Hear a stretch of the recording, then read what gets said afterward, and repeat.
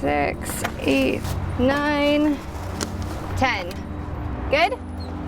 Just let them know that those kits are nasal naloxone, so they're not with the needles.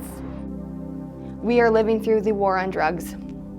We are living through a war on people who use drugs. And maybe that's not even the right term because we're not all living through it. They only had 3 kits left from the 80, I guess, that were delivered. So it's being used.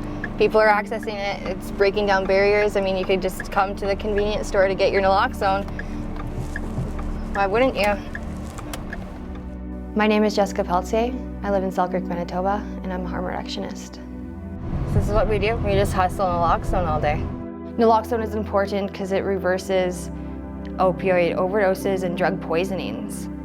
I began using substances as a young teenager. Growing up in a rural community, there wasn't a lot to do, and we use substances.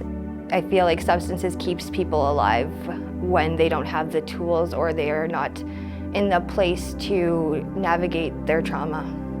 We all probably know somebody who has used a substance, illegal or not, in our life, and that doesn't make them any less deserving of love. What has really driven me in this overdose crisis came from a time where I received a text message from somebody in the community.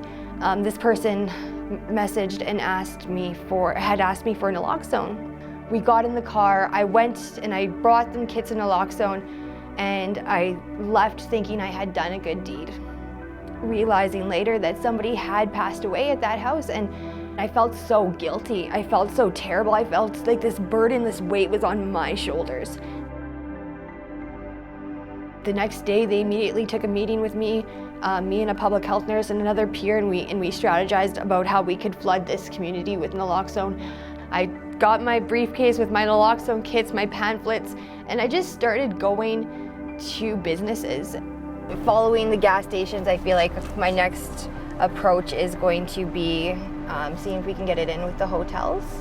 And I started approaching them and just gathering a list of potential places that would be willing to carry naloxone kits as part of first aid.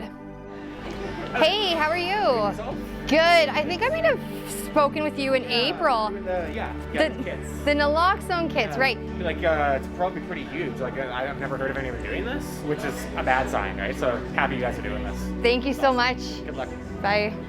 Going in and approaching people about naloxone or carrying it as part of first aid, and if you make it just about that, it's just we have wanting to support our members in the community. I think it's really hard not to get behind that.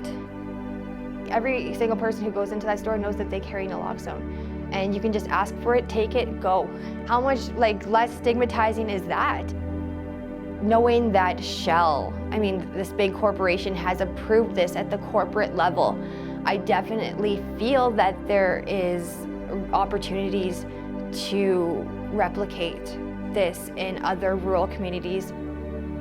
What's going to show a change in this overdose crisis is change in policy, change in laws, decriminalization, destigmatization, decolonization of our systems.